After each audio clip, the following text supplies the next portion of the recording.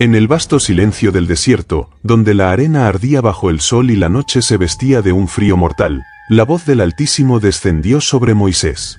El monte tembló con su presencia y las tiendas de Israel se estremecieron al oír el eco del mandato divino. No era tiempo de reposo ni de dispersión, sino de orden, pues el Dios de los ejércitos quería formar a su pueblo como un ejército santo, preparado para conquistar la tierra prometida. Entonces el Eterno habló a su siervo y le dijo: toma la cuenta de toda la congregación de los hijos de Israel, por sus familias y por sus casas paternas, con la cuenta de los nombres, todos los varones de 20 años arriba, los que puedan salir a la guerra. Y Moisés, junto con Aarón, obedeció a la voz del Señor. Desde la primera tribu hasta la última, los hombres fueron convocados, y el campamento se llenó de un murmullo como de un mar agitado, cuando miles se acercaban para ser contados. Uno por uno, los príncipes de cada tribu pasaban al frente, llevando consigo el nombre de sus linajes, y Moisés registraba sus números con solemne cuidado.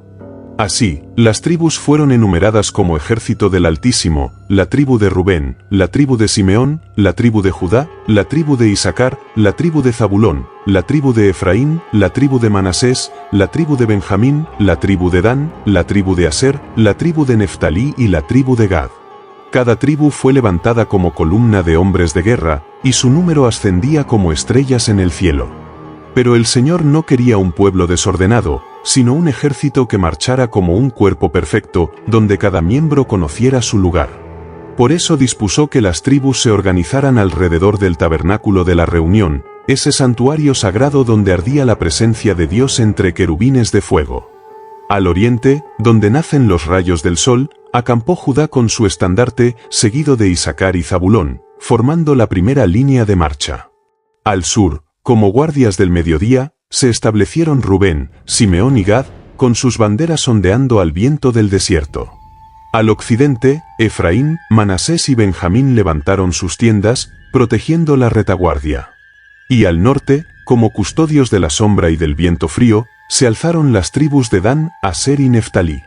Cada campamento se erguía con estandartes elevados, y cada estandarte llevaba los símbolos de su tribu, resplandeciendo contra el cielo del desierto: el león de Judá, el toro de Efraín, el hombre de Rubén y el águila de Dan.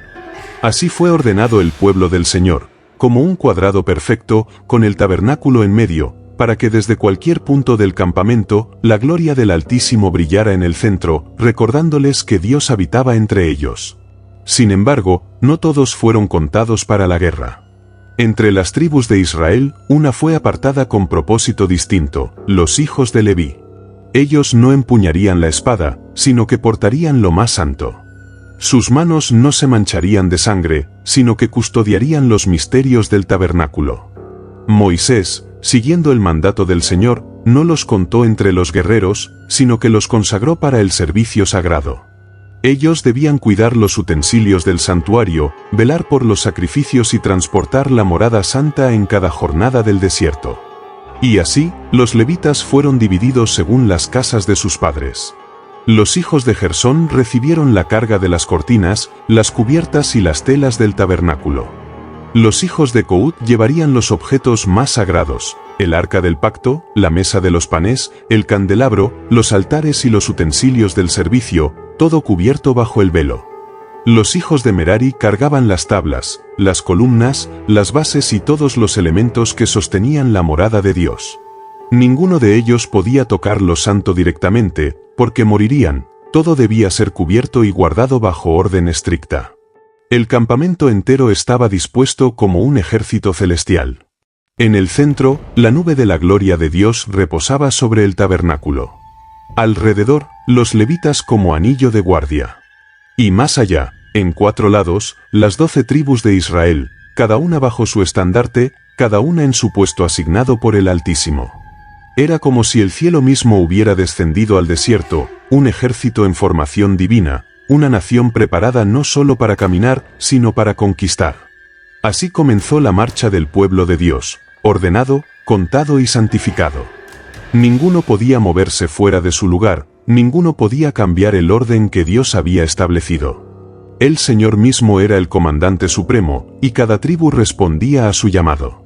Y mientras la nube reposaba sobre el santuario, Israel permanecía, pero cuando se levantaba, todo el campamento se movía, como un solo cuerpo que obedecía la voz invisible del Altísimo. Este fue el principio de la travesía en el desierto, no un pueblo errante, sino un ejército celestial guiado por el Dios de los ejércitos. Y mientras los hombres contados afilaban sus espadas y los levitas velaban por lo sagrado, el destino de Israel avanzaba hacia lo inevitable, el choque con los gigantes de Canaán, la tierra prometida por juramento eterno. Así, cuando el campamento quedó ordenado y el pueblo fue contado como un ejército bajo el estandarte del Altísimo, la voz de Dios volvió a hablar desde el tabernáculo, estableciendo no solo el orden de guerra, sino la santidad de aquellos que marchaban en su nombre. Pues no bastaba con que Israel fuera un pueblo armado y disciplinado, debía ser también un pueblo puro, apartado de toda mancha y de toda iniquidad, porque el Dios que habitaba en medio de ellos es fuego consumidor y no tolera la impureza. Entonces el Señor habló a Moisés con voz solemne y le dijo: «Manda a los hijos de Israel que echen del campamento a todo inmundo. A hombres y mujeres, a todo aquel que tenga lepra, flujo o que sea contaminado por un cadáver, lo apartarás de en medio de la congregación. Porque yo habito en medio de ellos, y mi santidad no puede mezclarse con su impureza». Y así fue hecho, y todo el pueblo comprendió que no había rincón donde esconderse de la mirada del Altísimo, porque su luz penetraba hasta lo más oculto. Y el Señor añadió leyes sobre la restitución, para que ningún hombre se quedara con el daño que causó a su hermano. Si alguno pecaba contra otro, debía confesar su pecado y restituir lo robado, añadiendo la quinta parte, para que la justicia brillara en medio del campamento. Pues el Dios de Israel no quería un ejército de ladrones, sino un pueblo íntegro, donde la culpa no se escondiera sino que fuera confesada y reparada.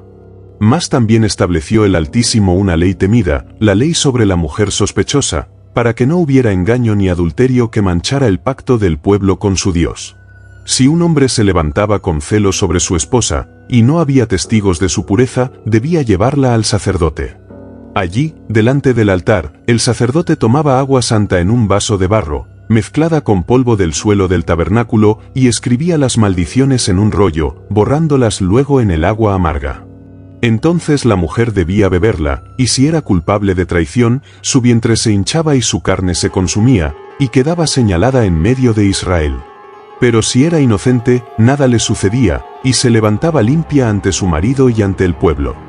Así el temor del Altísimo se extendía por el campamento, para que ninguno osara jugar con la santidad del matrimonio. Y el Señor habló también acerca de la consagración voluntaria, el voto del nazareato, para aquellos hombres y mujeres que quisieran apartarse de manera especial para él. El nazareo debía abstenerse de vino, de licor y de todo fruto de la vid. No debía cortarse el cabello en los días de su voto, pues su cabellera era señal de su consagración. Y no debía acercarse a cadáver alguno, ni de padre ni de madre, para no contaminar la santidad de su voto. Y cuando se cumplían los días de su consagración, debía traer sacrificios de purificación y ofrecer su cabello en el fuego del altar. Era un voto solemne y temible, un pacto de pureza radical entre el hombre y el Dios viviente. Y como sello de todas estas leyes, el Altísimo entregó a Aarón y a sus hijos una bendición eterna para poner sobre Israel. Y el Señor dijo: «Así bendeciréis a los hijos de Israel, diciéndoles: Jehová te bendiga y te guarde, Jehová haga resplandecer su rostro sobre ti y tenga de ti misericordia, Jehová alce sobre ti su rostro y ponga en ti paz. Y pondrán mi nombre sobre los hijos de Israel, y yo los bendeciré». Cuando Aarón levantaba sus manos sobre el pueblo y pronunciaba estas palabras, era como si el cielo mismo se abriera y la paz descendiera como rocío sobre las tiendas de Israel. Porque no eran palabras de hombre, sino la voz misma de Dios marcada en el corazón de su pueblo, un recordatorio de que, en medio del desierto, no marchaban solos, el rostro del Altísimo resplandecía sobre ellos, dándoles favor, misericordia y paz. Así, entre mandamientos de pureza, leyes de justicia, votos de consagración y la bendición sacerdotal, Israel fue formado como un ejército santo, no solo armado de espadas, sino vestido de santidad. Y el campamento, que en su orden parecía un ejército celestial, ahora resplandecía también como una congregación purificada, lista para seguir la nube del Señor. Mas la historia no se detuvo allí, porque después de ser ordenado y purificado, el pueblo debía dedicar sus ofrendas y encender la llama perpetua del tabernáculo. Y la voz de Dios, que nunca callaba, aún tenía palabras de gloria para Israel, preparando el camino hacia los sacrificios, las trompetas y la primera gran marcha en medio del desierto ardiente. Cuando las leyes de pureza y la bendición sacerdotal fueron establecidas, el campamento de Israel se volvió como un santuario viviente, un ejército vestido de santidad en medio del desierto. Pero el Señor aún tenía un paso más: consagrar el altar donde subirían las ofrendas y establecer de manera visible el pacto entre él y su pueblo. Porque el Dios de Israel no era como los ídolos mudos de las naciones, sino un Dios que moraba en medio de su congregación, recibiendo los sacrificios como olor grato. Entonces, en los días señalados, los príncipes de cada tribu se acercaron al tabernáculo con sus ofrendas. Uno tras otro, durante 12 días consecutivos, los gobernantes de Israel entregaron sus dones y el altar se llenó de esplendor. Trajeron carros cubiertos de ornamentos y bueyes escogidos para el servicio. Trajeron fuentes y tazones de plata llenos de flor de harina amasada con aceite, como ofrenda de cereal. Trajeron cucharas de oro rebosantes de incienso fragante, y animales de toda especie para los sacrificios, becerros, carneros, corderos, machos cabríos para la expiación. El altar ardía continuamente, y el humo subía hacia los cielos como columna que unía lo humano con lo eterno. Y el pueblo contemplaba con asombro, porque cada tribu, grande o pequeña, participaba en la dedicación de aquel lugar santo donde Dios habría de hablar con su pueblo. En medio de este tiempo, el Señor habló también a Moisés acerca del encendido de las lámparas. Aarón debía encender los 7 candeleros del candelabro de oro, y las llamas debían alumbrar hacia adelante, arrojando su luz sobre el lugar santo. Y cuando el fuego fue encendido, el tabernáculo se llenó de resplandor, y las sombras huyeron de su presencia. Porque así como el sol ilumina el día y la luna la noche, así el candelabro alumbraba el santuario, recordando que Israel debía ser luz en medio de las naciones. Pero no bastaba con que el altar estuviera lleno de ofrendas ni que las lámparas ardieran. Los siervos del tabernáculo debían ser purificados, porque Dios no acepta manos impuras para manejar lo santo. Entonces Moisés reunió a los levitas delante de la congregación. Se ofrecieron sacrificios de expiación, y sobre ellos se roció el agua de purificación. Se rasuraron todo su cuerpo, lavaron sus vestidos, y se presentaron delante del altar.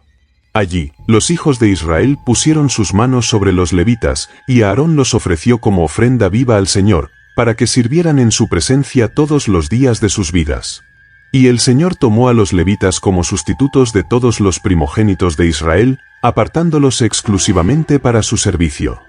Desde ese día, ellos se convirtieron en guardianes de los misterios del santuario, portadores de lo sagrado en cada jornada del desierto. Pasado este tiempo, llegó el momento de celebrar la Pascua en el 2.º año desde que Israel había salido de Egipto. Y el Señor ordenó que, en el día señalado, cada familia preparara el cordero y lo sacrificara al caer la tarde, comiéndolo con panes sin levadura y hierbas amargas, en memoria de la liberación. Así fue hecho, y las tiendas de Israel se llenaron de aroma de carne asada, recordando la noche en que la sangre del cordero salvó a sus primogénitos de la espada del ángel. Pero algunos hombres, que habían tocado cadáveres y estaban impuros, se acercaron a Moisés y preguntaron: ¿por qué hemos de ser privados de ofrecer el sacrificio del Señor a su tiempo? Entonces Moisés consultó al Altísimo, y el Señor les concedió celebrar la Pascua en el mes siguiente, mostrando que su misericordia no dejaba fuera a los que sinceramente buscaban honrarlo. Y desde aquel día, la nube de la gloria se posaba constantemente sobre el tabernáculo. Durante el día, era nube que cubría del ardor del sol. Durante la noche, era fuego resplandeciente que alumbraba las tiendas de todo Israel. Y cuando la nube se levantaba, el pueblo levantaba su campamento y marchaba. Y cuando la nube reposaba, ellos también reposaban. No había calendario humano, ni voluntad de príncipe, ni consejo de ancianos que determinara el movimiento del campamento. Era el Dios de gloria quien guiaba los pasos de Israel, levantando su nube como bandera de guerra y bajándola como señal de descanso. Así el pueblo aprendió que no marchaban a su antojo, sino al compás del Altísimo, porque sus jornadas estaban gobernadas desde el cielo. Y mientras la nube ardía en la noche y cubría en el día, Israel comprendía que cada paso en el desierto era parte del camino hacia la tierra prometida. Pero no tardaría en llegar el momento de la prueba, porque en la siguiente etapa, cuando las trompetas anunciaran la partida y el pueblo emprendiera su marcha, los corazones revelarían lo que había dentro, obediencia o murmuración, fe o incredulidad. Y el ejército santo, ordenado y purificado, tendría que enfrentarse a su propia debilidad bajo el ardor del desierto. Entonces habló el Señor a Moisés y le mandó forjar 2 trompetas de plata batida, instrumentos de poder para convocar a la congregación y ordenar la marcha del ejército de Israel. Cuando sonaba una, se reunían los príncipes, cabezas de las tribus. Cuando sonaban ambas, toda la asamblea se congregaba a la entrada del tabernáculo. Y cuando se tocaban con estrépito, era señal de levantar los campamentos y emprender el camino. Así, la voz de Dios resonaba en el sonido de las trompetas, y cada eco metálico era como un trueno del cielo que marcaba los pasos de un pueblo conducido no por voluntad humana, sino por orden divina. Y llegó el día en que la nube se alzó del tabernáculo, y el pueblo supo que había llegado la hora de avanzar.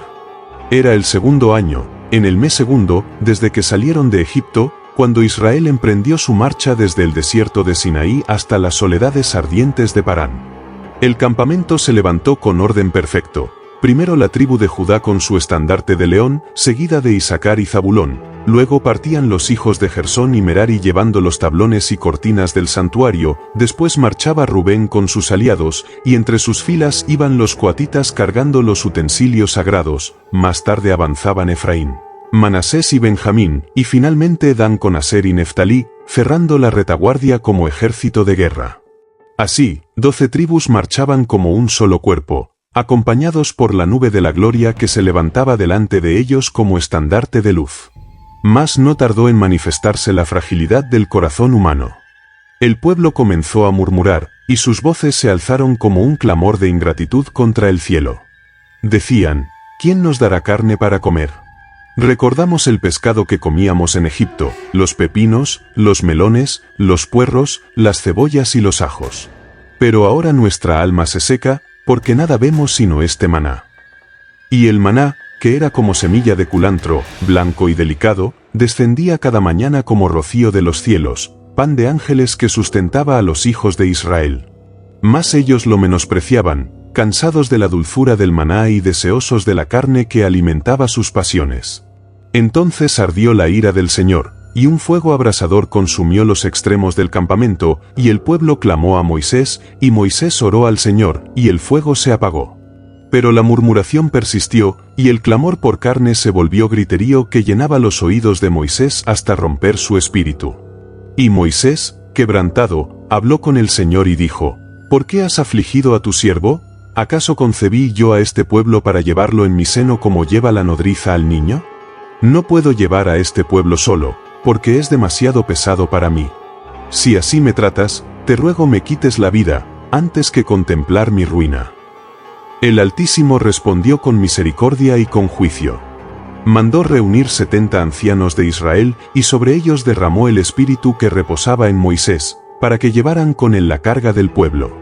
Y dijo el Señor, santifica al pueblo, porque mañana comerán carne, no un día, ni 2, ni 5, ni 10, sino un mes entero, hasta que salga por sus narices y les sea aborrecible, por cuanto menospreciaron al Señor que está en medio de ellos.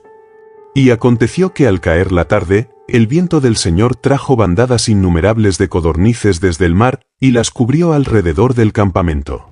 El pueblo salió y recogió día y noche, montones y montones de aves, y las tendieron por el suelo. Mas mientras la carne aún estaba entre sus dientes, antes de ser masticada, la ira del Señor se encendió contra ellos, y una plaga terrible hirió a muchos, y fueron sepultados en aquel lugar que fue llamado Kibrot-Hataava, es decir, sepulcros del deseo. Allí el pueblo lloró, y comprendieron que el apetito desmedido se había vuelto tumba, y que el pan de los ángeles había sido despreciado por corazones insensatos. Mas aún otra prueba se levantó en medio de Israel. María y Aarón, los hermanos de Moisés, hablaron contra él diciendo, ¿solamente por Moisés ha hablado Jehová? ¿No ha hablado también por nosotros? Y sus palabras se elevaron como un desafío contra el elegido del Señor. Mas Moisés era varón muy manso, más que todos los hombres sobre la faz de la tierra, y no respondió con ira. Entonces el Altísimo descendió en la columna de nube y llamó a María, a Aarón y a Moisés a la puerta del tabernáculo. Y el Señor habló con voz de trueno diciendo, si hay profeta entre vosotros, yo, Jehová, me daré a conocer en visión y hablaré en sueños. Pero no así con mi siervo Moisés, que es fiel en toda mi casa. Cara a cara hablaré con él, claramente y no en enigmas, y contempla la apariencia del Señor. ¿Por qué, pues, no tuvisteis temor de hablar contra mi siervo? Al instante, la nube se apartó del tabernáculo, y María quedó leprosa, blanca como la nieve. Aarón clamó a Moisés pidiendo misericordia, y Moisés rogó al Señor por su hermana. Y el Señor, en su justicia, ordenó que María fuera echada fuera del campamento 7 días, y solo después de ese tiempo de humillación sería recibida de nuevo. Así aprendió Israel que la murmuración no solo se hallaba en las multitudes, sino que podía brotar incluso en el corazón de los más cercanos al elegido de Dios. Y el pueblo aguardó aquellos 7 días hasta que María fue restaurada, y luego levantaron el campamento y partieron hacia el desierto de Parán. Mas cada jornada era una prueba, cada paso revelaba el corazón, y lo que aguardaba en la siguiente estación sería aún más grande, el día en que Israel, al borde de la tierra prometida, sería probado en su fe y en su obediencia al Altísimo. Cuando el pueblo de Israel descansó tras los días de murmuración y prueba, el Señor habló a Moisés desde la tienda de reunión, y su voz resonó como trueno que retumba en el valle y en la montaña. Envía hombres para que exploren la tierra de Canaán, la tierra que doy a los hijos de Israel, un hombre de cada tribu, varón sabio y valiente, que pueda recorrer su contorno y traer de ella noticia exacta. Y Moisés, obediente al mandato divino, convocó a 12 hombres, uno de cada tribu, y les confió la misión que determinaría el destino de toda la congregación. Entre ellos se encontraban Josué hijo de Nun, Caleb hijo de Jefté, y otros guerreros cuya mirada reflejaba valentía, aunque aún desconocían la magnitud del desafío que se avecinaba. Y partieron hacia la tierra de Canaán, avanzando por desfiladeros y colinas, atravesando ríos y bosques, mientras sus ojos captaban ciudades fortificadas, campos fértiles y viñas cargadas de uvas, algunas tan grandes que parecían un solo racimo. Cada día traía nuevos descubrimientos, y sus bocas se llenaban de relatos de la abundancia y de la opulencia de la tierra prometida. Mas también sus corazones fueron tocados por el temor, pues los gigantes que habitaban esas tierras, los hijos de Anac, se alzaban como torres vivientes y sus ciudades parecían fortalezas inexpugnables. Al regresar, los espías trajeron frutos de la tierra, símbolo de la fertilidad prometida, y ante todo Israel extendieron su informe. Pero la voz de la multitud se dividió, y los corazones se llenaron de incredulidad y temor. 10 de los espías, contagiados por la magnitud de los gigantes, declararon con voces temblorosas, no podemos enfrentarlos, son fuertes, sus ciudades están fortificadas hasta el cielo, y sus habitantes nos devorarían como leones. Mejor sería regresar a Egipto, donde la tierra era árida pero conocida, que arriesgar nuestra vida en esta empresa que parece imposible. Mas Josué y Caleb se adelantaron, y sus palabras resonaron con firmeza entre la multitud temerosa, no temáis a aquellos hombres, su tamaño no es obstáculo para el poder de nuestro Dios. La tierra que recorremos es excelente, y el Señor está con nosotros. Confiad en Él, porque Él nos dará la victoria, y podremos poseer lo que ha prometido a nuestros padres. Mas sus palabras fueron ahogadas por el clamor del pueblo. Y el temor se convirtió en rebelión. Levantaron la voz contra Moisés y a Aarón, exclamando que deberían haber muerto en el desierto o regresado a Egipto, y comenzaron a conspirar para tomar la tierra sin esperar el mandato divino.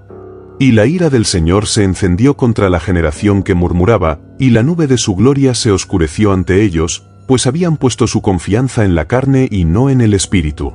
Entonces el Señor habló a Moisés y le declaró sentencia. Hasta que esta generación haya sido consumida, ninguno de ellos entrará en la tierra que he prometido. Sus hijos, aquellos que no han conocido mis obras ni han visto mi gloria, sí la poseerán, pero vosotros, que desobedecisteis, moriréis en el desierto.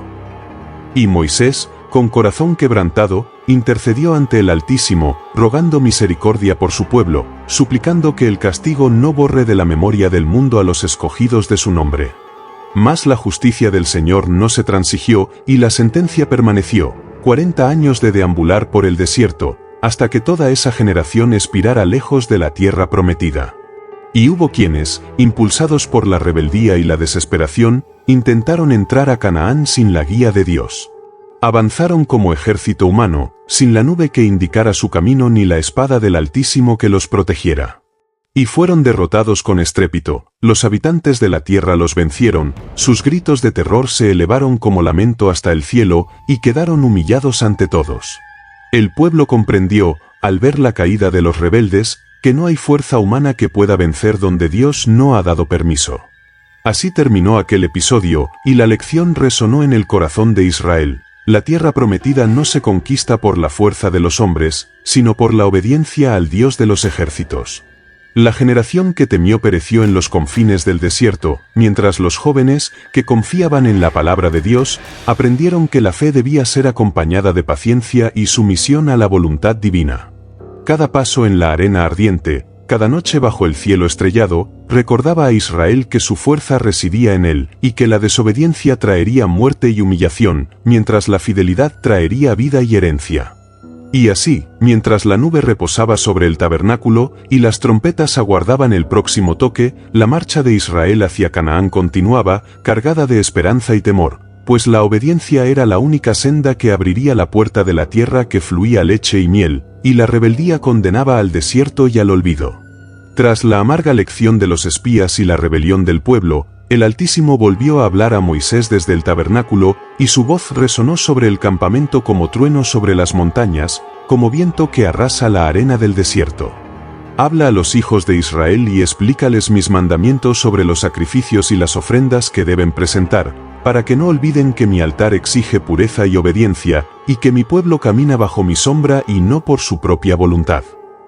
Así, las leyes se multiplicaron, y cada ofrenda debía ser hecha con corazón recto, holocaustos, ofrendas de cereal, sacrificios por el pecado y ofrendas de comunión, cada una con su medida, su animal, su flor de harina y su aceite, según el mandato eterno que no se alteraba.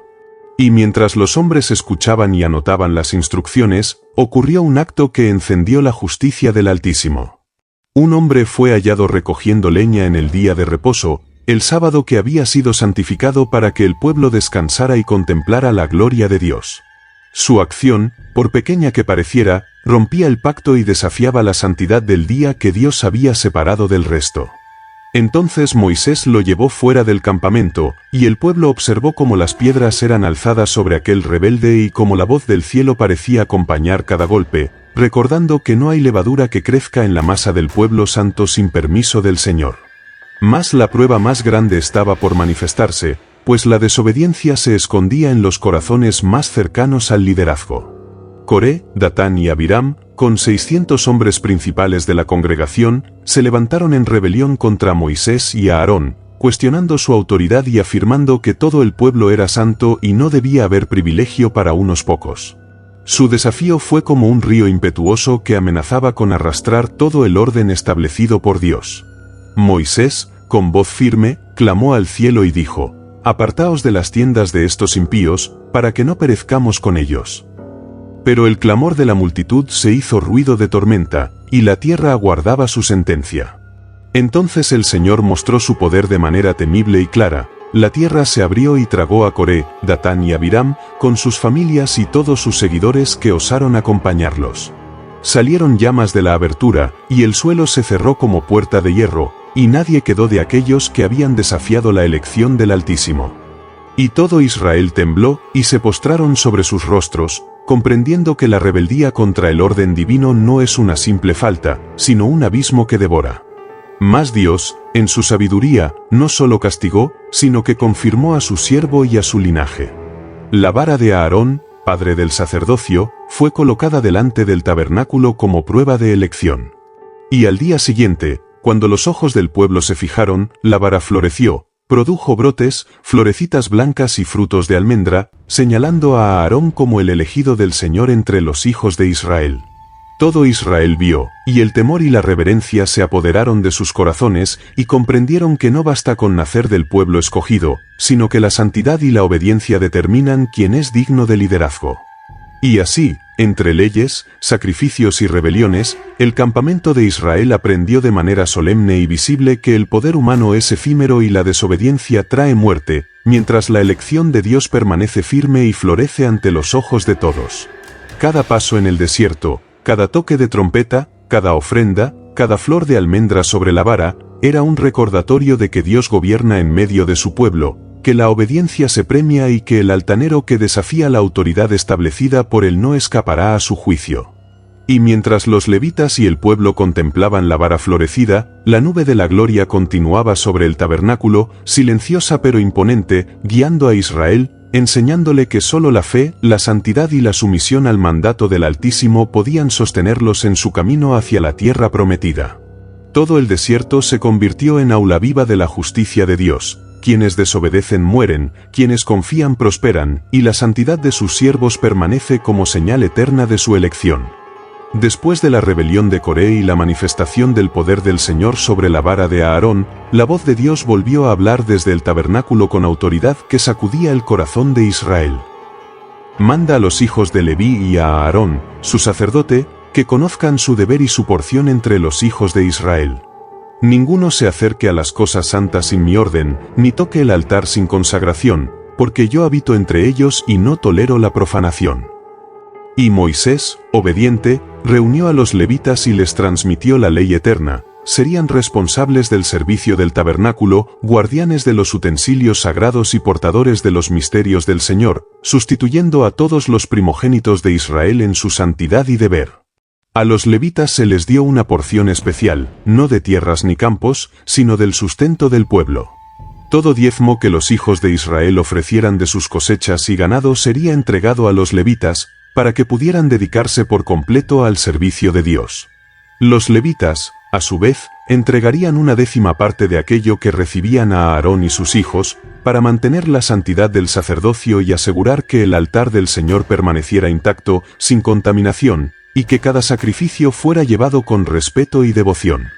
Así se enseñó a Israel que la provisión no se mide solo por la riqueza terrenal, sino por la obediencia y la santidad de quienes administran los misterios divinos.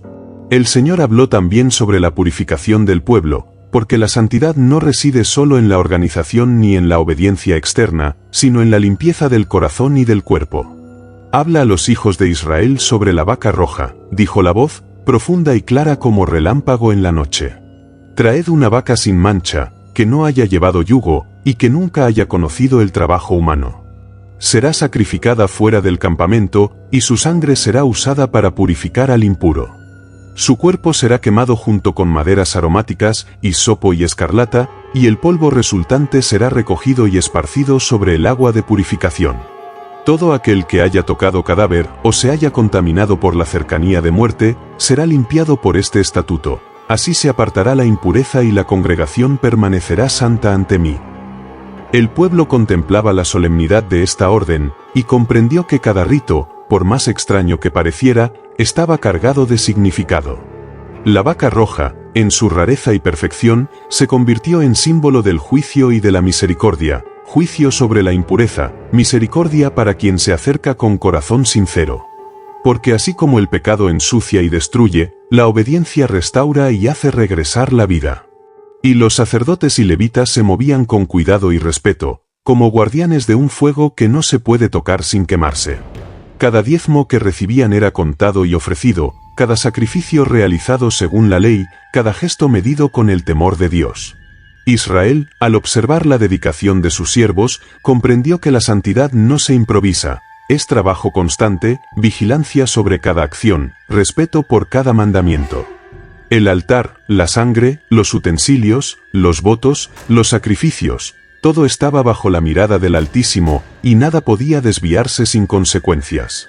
Y así, mientras la nube de la gloria permanecía sobre el tabernáculo, iluminando la tienda con su resplandor invisible, el pueblo aprendía a vivir bajo la disciplina de Dios.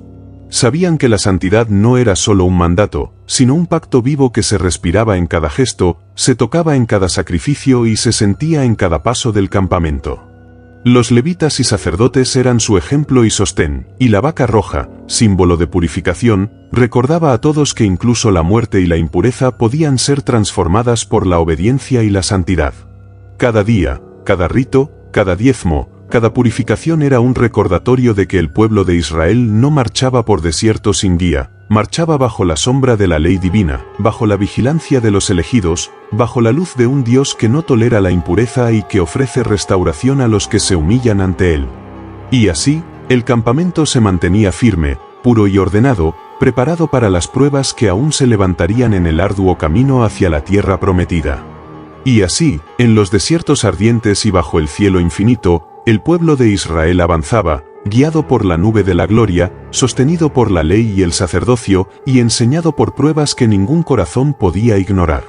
Cada campamento, cada toque de trompeta, cada ofrenda, cada murmuración, cada vara florecida, cada diezmo y cada agua de purificación eran señales vivientes de que su camino no era por su fuerza, sino por la voluntad de un Dios que veía lo oculto y manifestaba lo eterno.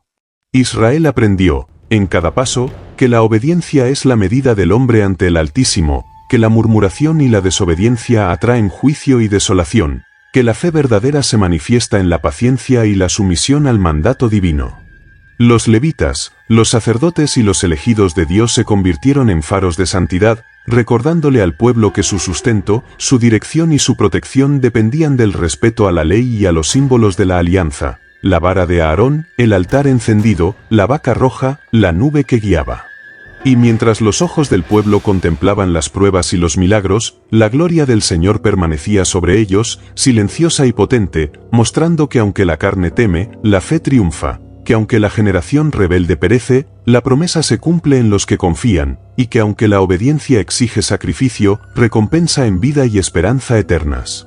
Cada episodio, cada lección, cada mandato era un escalón hacia la tierra prometida, un camino forjado por la justicia y la misericordia, por la santidad y la disciplina, por el amor implacable de un Dios que no abandona a los suyos.